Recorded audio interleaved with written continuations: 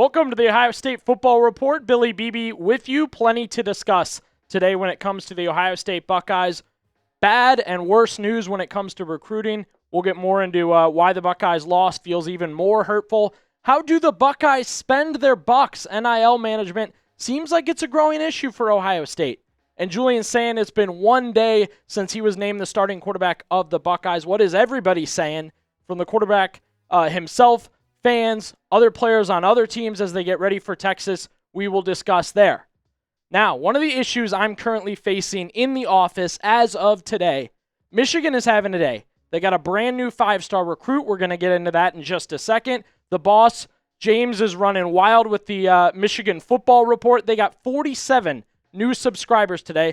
I thought to myself almost immediately, if I just get on the channel quick with my video today and ask everyone that bleeds scarlet and gray, jump on with me here, help me out here. We can stop the energy from Michigan today, and it just takes a little over 47 subs to do so. So hop on and make sure you subscribe to the channel.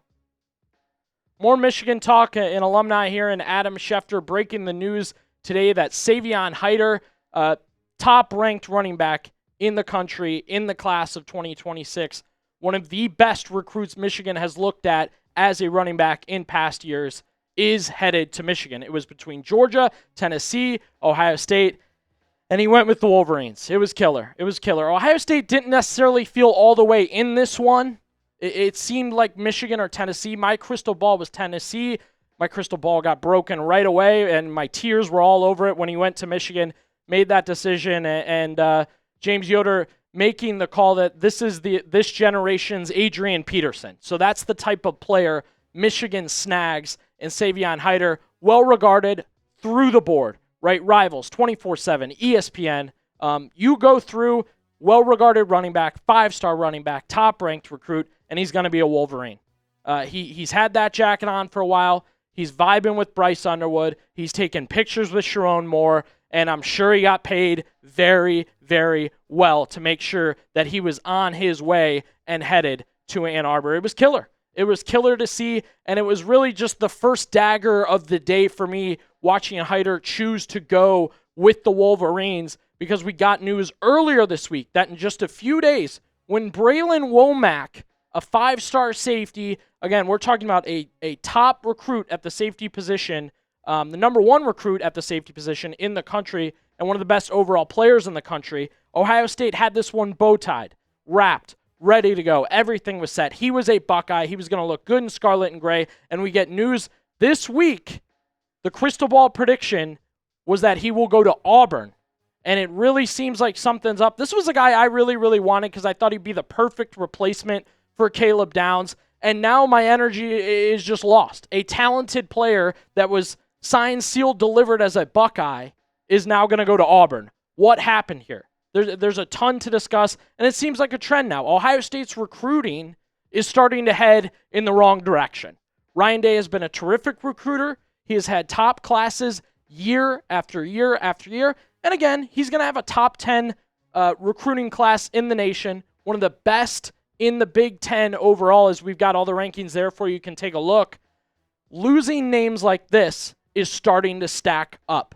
He's going to the Buckeyes themselves will be close to the last in the top 10 in the country. And you can see they're already falling behind USC and Oregon in the Big Ten. And I think Michigan slowly going to take over there. More teams will get closer and closer to the Buckeyes. That's not just the number of recruits, but the stars. Over time, it seems other teams in the Big Ten could get closer to Ohio State, if not past them. And that'll be the same in the country. Their recruiting right now is taking a huge hit. It has been a really, really tough week for it. And the NIL factor is starting to be a big piece of that. More on that in just a second. I do want to gauge, how are we feeling about the Buckeyes recruiting right now? Scale it for me, 1 to 10. Are you getting a little bit worried? The Buckeyes lost out on 2 5-star recruits this week, it seems. We're still waiting to hear from Womack, so we'll see towards the end of the week. But they lose Hiter today.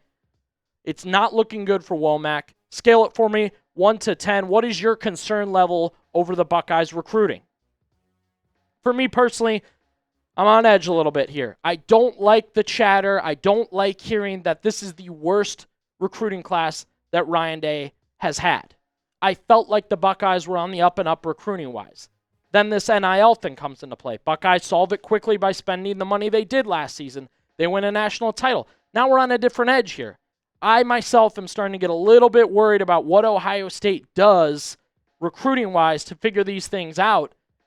And it all comes down to money, right? It is part of that NIL world. Craig Shemon talking on Locked On Big Ten a little bit about what's going on with Ohio State right now because others are starting to take notice of the issue here. Shemon saying, I think this is why Michigan is able to outbid them because they're only going to go so far. Is keeping those dollars buttoned down, and this decision to bring name, image, and likeness in-house is 100% the doing of new athletic director Ross Bjork. It was his decision. He claims, as we continue here, he wants Ohio State to be at the forefront of how to pay players, and few, if any, other Power 4 schools are allowing his lead. He thought everybody else would be doing it this way, and it looks like Ohio State pretty much is on an island, the only one doing it this way. As I said, the woes, the issues here, the problems here for Ohio State recruiting-wise are starting to stack up. Not only are you losing players to your rival, now it's coming down to dollars. Now you're hearing that it's Ryan Day's worst recruiting class, and it may not even be Ryan Day's fault. Do you blame NIL? Do you blame the athletic director? Do you blame recent cheating scandals? Don't want to get too much into that one, but it really seems like there's starting to be an effect on Ohio State's recruiting. It's not what you want to see. That term, Ryan Day's worst recruiting class, just keeps going over and over in my head, and it's got me really, really worried about the direction of Ohio State's recruiting, the direction of NIL, and I think there's questions to answer with that, which we'll get into more in just a second. What I do want to show you guys here, and again, I'm always keeping an eye out for good things, good Ohio State stuff to wear, not only on this show, but on game day when I'm hanging out with friends, talking Buckeyes. Got a great OSU polo here. It's on sale right now. Was $40. Now it's $30. Biggest thing for me personally is when I see a deal like this, I try to take advantage right away because you just don't know how long that deal is going to last. So was $40, now $30. Chatsports.com/OSU polo. You can also head down to the description or the comment section. We have the link right there to click and buy for you. Again, I can't guarantee how long that deal is going to be. The best thing you can do is take advantage today. So the Buckeyes sorting through this NIL era, right? I think we all thought, hey, they figured out. They're at the forefront. They raised all the funds. They made it happen right away, and they were national champions. 1 year later, and there's a bit of a struggle here. They are sorting through what is the right way and what is the wrong way to spend your money. It is a debate, certainly, I'm sure, amongst Ross Bjork and Ryan Day of, hey, are we going to pay 18-year-olds that haven't gotten on campus yet and may not even play for us in our first year, but if we don't pay them, we're going to lose them? Or do we play a guy that's played 3 years of college football at a lesser school and could help us right away, but there's no guarantee that they could actually help? I give examples like Ethan Anianwa. You decide, I'm not going to pay an 18-year-old 5-star a bunch of money. I'll just pay someone from Rice that I know can play college football. Well, they get here, and Anianwa can't win a job. Not at left tackle, not at right tackle, not at guard. So you're really sorting through the issue here of NIL, and I think the Buckeyes will sort out eventually. I can't say how long it'll take. It may be another year. They will sort out what is the wrong way and what is the right way to spend their money, how often, on what sort of players. You have more examples of them grabbing players and paying players from other schools, right? You have a Caleb Downs, you have a Will Howard, and again, in Anianwa, a Phillip Daniels. You also have examples of Jeremiah Smith, right, where they decided this is the guy, this is a one-of-a-kind player. We are making sure he is on campus, and we are paying him. And for me, if they didn't pay a guy, then hey, it says they don't think it's a Jeremiah Smith, they don't think it's a guarantee, and they want to spend their money out elsewhere. That's the sorting aspect of it. However, it's just a bad look at this point. You're getting outbid by Auburn. You're getting outbid by Michigan. You know you almost got outbid by Oregon as they tried to steal Carnell Tate and Jeremiah Smith this offseason. They offered them more money than Ohio State did. So that's the sort of thing where it's like, okay, how many times before you look bad because you let these other schools outbid you? How soon before you finally step in and say, hey, when we want somebody, we're the Ohio State University, and we're going to pay them to make sure they are on campus. So I want to hear from you guys after all that being said. Do you think OSU is spending their NIL money wisely? Type Y for yes or N for no. Are they their Buckeye bucks being used correctly at this point in time? From what you understand and from what I understand about NIL and the history we've kind of seen. Again, type Y for yes or N for no. All right, Julian Sayin named the starting quarterback to begin the season for the Ohio State Buckeyes, and we've gotten some good feedback and some bad feedback and some mixed feedback all over the place, both from Scarlet and Gray Nation and the opponents and people just joking overall on Twitter. Killer because I think Sayin doesn't have that usual quarterback build. I really enjoy the excitement of him being named because in the following days, you get kind of the full story and you get reminded of who Julian Sayin is. He's not just the guy that hasn't been playing for the Buckeyes and has been waiting his turn.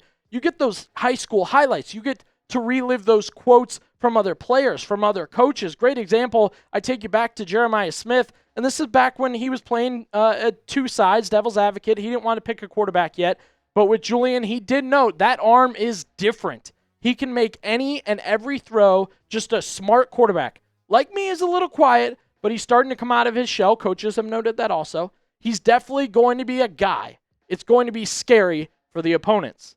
We move to the opponents. Steve Sarkisian from Texas talking a little bit about Julian.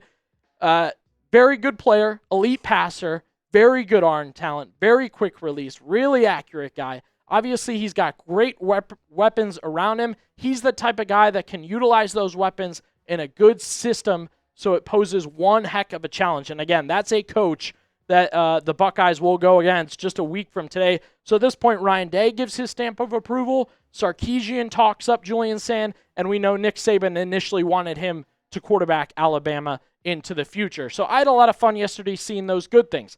Unfortunately, you're going to get ragged on a little bit when you are the quarterback of the Ohio State Buckeyes. Just a little bit of hate. Jack Settleman on X. I can't believe the QB1 looks like this. Texas may shut out Ohio State. Now, I've still got my hair, right? And I like my hair. I'd kill for that head of hair. That's good flow. That's a good look. I think the killer for Sayin he's a little skinny. He is a little skinny. And if Ohio State says he's ready to go, looks ready to go, then he is ready to go. And I've always felt if you are QB1, it adds a little extra aura. So bad haircut, skinny, whatever you want to say about Julian Sayin, QB1 of the Buckeyes. Got to disagree with you, Settlement. It's a good look to him. A little bit from Texas, too.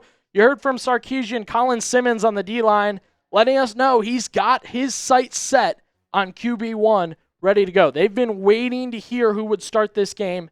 They know it's Sayin. Simmons, one of the players definitely to watch, and we'll talk more about him in our way early preview tomorrow. Be sure you tune into that on the channel. He let us know that, hey, now that we know who the quarterback is, we're focused, we're coming for him. You said it was Sayin, so we're coming after him. We'll be sure to make sure that's really quick. As I just mentioned, tomorrow we are going to have a preview for you. Ohio State and Texas, 1 and 3 in Columbus. Ryan Day labeled it a monster game, so we want to be sure we give you all the coverage you need for free on this channel. When you subscribe, you can get all the Ohio State content you need to get ready for the 2025 college football season.